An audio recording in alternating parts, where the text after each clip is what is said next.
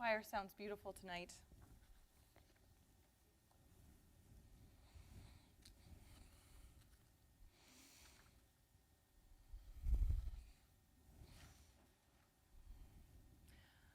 So y'all know that I love a weird Talmudic story, especially when it speaks to our current situation. So as I started to prepare for these High Holy Days a few months back, thinking we would be just about back to normal, I sought out a story about coming out of quarantine.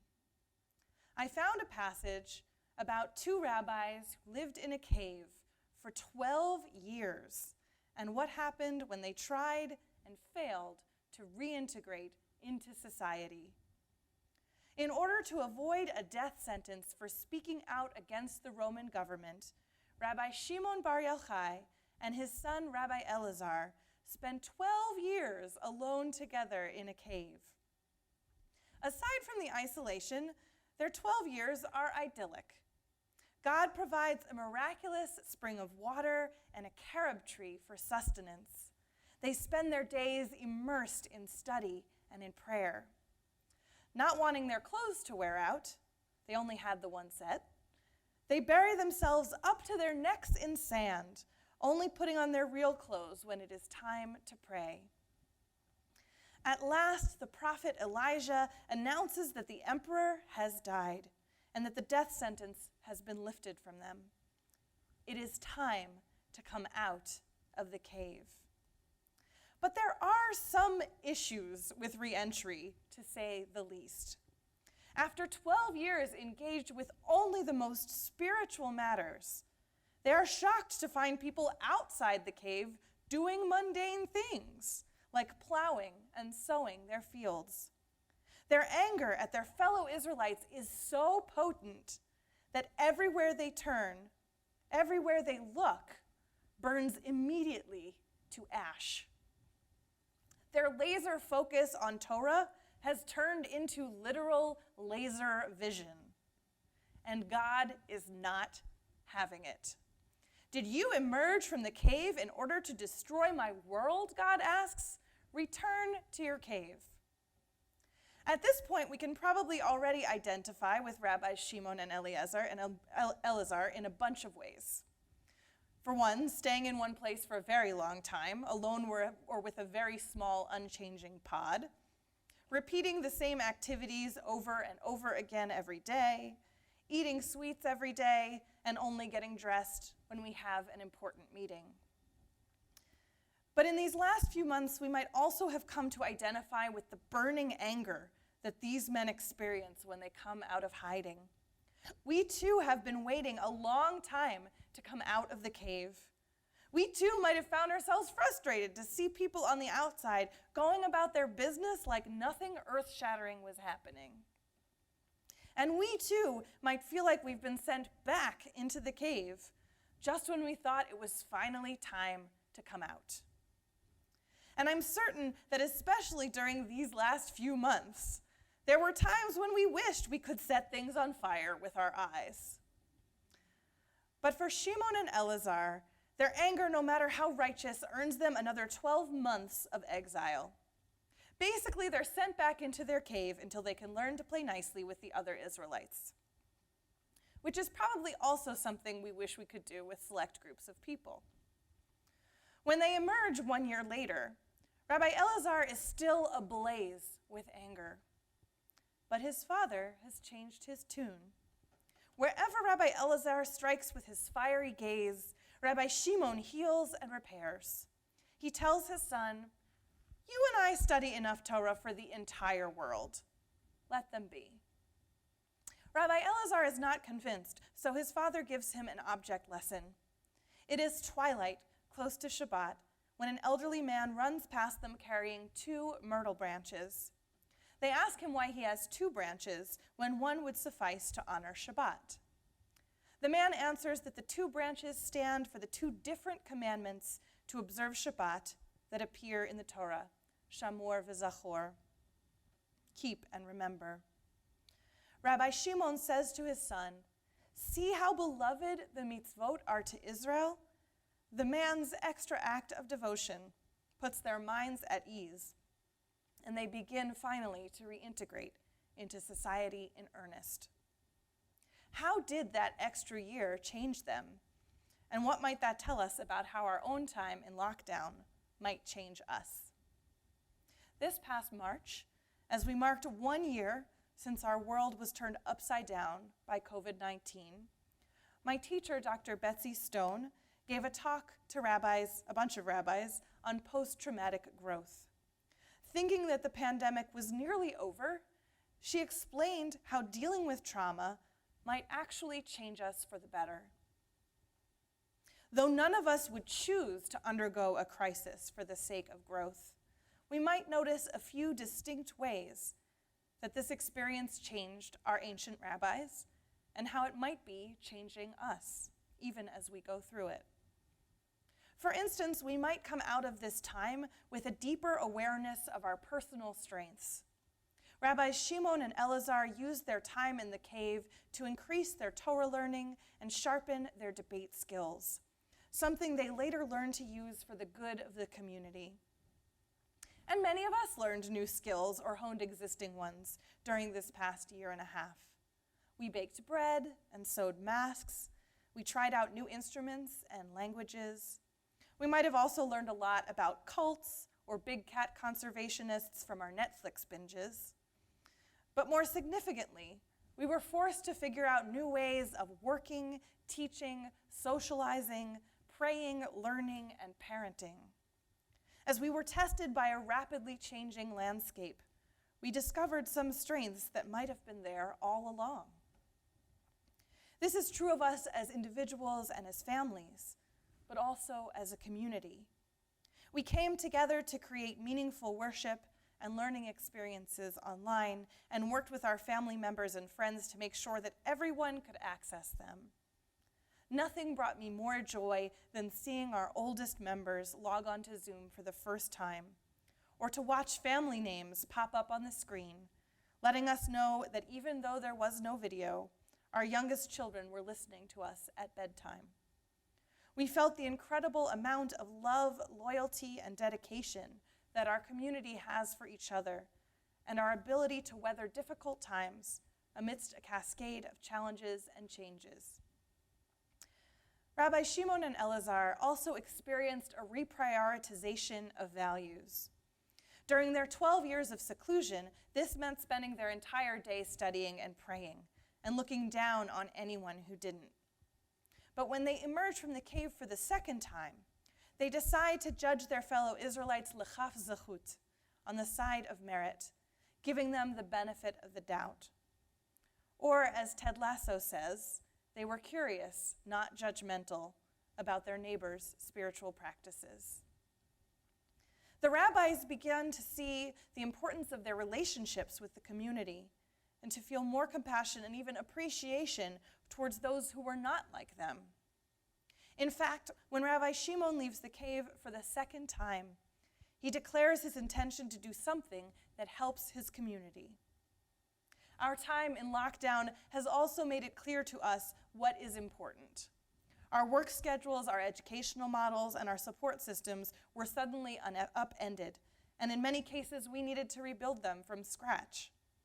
As we reconfigured our lives, we had an opportunity to consider what was essential and what was not.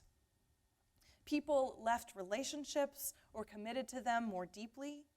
People changed jobs or even careers, giving employees and industries the chance to think about how they treat and compensate their workforce. We learned just how many things we can do online that we thought we could only do in person, and where we most missed that human connection. We learned which things we were most eager to resume and what we'd be happy to never do again. With so much of our lives stripped away, we learned to appreciate what we had. Having been sustained for 13 years in a cave, Rabbi Shimon also has a deeper appreciation of life. His gratitude helps him to reach out to the community and see how he can be helpful. Though he had previously been a stickler on matters of law and ritual purity, after this second seclusion, he is able to come up with a more lenient and creative solution to a community problem. We too have had to be creative in how our community operates. We didn't just turn on a camera and proceed as we always have, though that in itself took a great deal of skill and patience. Pre-pandemic, we might have thought that in order to master this technology and modify our practice, we might need a tremendous amount of resources. But since we didn't always have those, we learned to improvise and innovate and work together. One of my favorite examples of this is how our cantorial soloist, Rebecca Schwartz, has continued to operate our student choir during this time. Zoom doesn't allow at all for multiple people to sing or speak simultaneously. My colleague, Rabbi Elisa Kopel, warns that attempting this might summon a demon. While our adult choir solved this problem by pre-recording some beautiful pieces for us, our children really wanted to sing live. So together with Rebecca, they learned to mute and unmute themselves to sing solos, doing hand motions and dance moves while Rebecca sang the chorus. And when one of our teachers, Neil Beatis, put on a play during the 3rd and 4th grade Shabbat service online, he changed the classic story of someone saying to Hillel, "Teach me the entire Torah while I stand on one foot," to "Teach me the entire Torah before my thumbs up emoji disappears," which takes 10 seconds, by the way. We must acknowledge that even if we really had wanted to learn creativity, gratitude, resilience, and compassion, this is not the curriculum we would have chosen. No matter how much we want to hold on to what we have gained, we also acknowledge all that we have lost. We will never get back this time, or the experiences we have missed, or the loved ones who were taken from us too soon. Though we had no choice about how the past 2 years have unfolded, we can choose what we will do with all that we have learned. How many of us have said over the past 2 years, "I just want to go back to normal"? I'm actually going to take a show of hands on this one. But wouldn't it be a shame to just go back to normal without considering what we've learned during this time, without considering what we missed and what we didn't? We are going through significant changes as a community, even aside from the pandemic. Wouldn't it be a shame if we forgot how strong our community could be no matter where we were located? How grateful we were to see each other's faces on a screen when we finally have the blessing of seeing each other in person? How might we use all the creativity and cooperation and persistence that we developed over the last 2 years to face the challenges that lay ahead of us? When Rabbi Shimon comes out of the cave for the second time, he shares a tender moment with his son-in-law, not the son who was in the cave with him. His son-in-law takes Rabbi Shimon to the bathhouse to tend to his cracked skin. His son-in-law is so upset by the state of Rabbi Shimon's body that he begins to weep, the salt from his tears stinging his father-in-law's wounds. "Woe to me that I have seen you like this," he cries. He bears witness to Rabbi Shimon's pain, even as he helps him on his path to healing. This too is something we have learned to do for one another during this time. I have never before seen so many people be so honest in admitting, "I am not okay. This is not okay." And I have never seen so many people so quick to respond, "I see you. You're not alone. This is hard. You are enough. What can I do to help?" Rabbi Shimon accepts his son-in-law's loving care, but he will not tolerate his pity. He replies, "Happy are you that you have seen me like this. For if you hadn't seen me like this, I would never have learned as much as I did in the cave." I must say it again, none of us would have chosen the traumas of this past year and a half. We know that when we do come out of this cave, we will carry with us the burdens of pain and loss. But this story and our story teaches us that it is possible, indeed likely, that we can and will emerge from the cave with newfound strength, wisdom, and compassion. It teaches us that we may already be in possession of these qualities and that we might use them even now to enrich our lives and the lives of others. Back in April 2020, when we were just sinking into the cave, youth poet laureate Amanda Gorman was finding light in it. I thought we might all find strength in a selection from her poem, The Miracle of Mourning. While we might feel small, separate, and all alone, our people have never been more closely tethered. The question isn't if we can weather this unknown, but how we will weather this unknown together. So on this meaningful morn and we mend. Like light, we can't be broken even when we bend. We ignite not in the light, but in lack thereof, for it is in loss that we can truly learn to love. In this chaos, we will discover clarity. In suffering, we must find solidarity. For it's our grief that gives us our gratitude, shows us how to find hope if we ever lose it.